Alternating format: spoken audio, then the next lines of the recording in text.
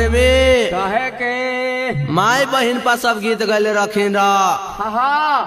जरूर उनके एगो भजन गावा थी हाँ देवी माई के गावा तनी कैसे हो गलती होई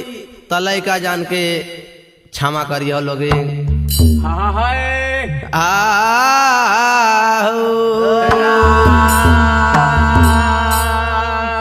तो कैसे हो चले के माई के दरबार में कैसे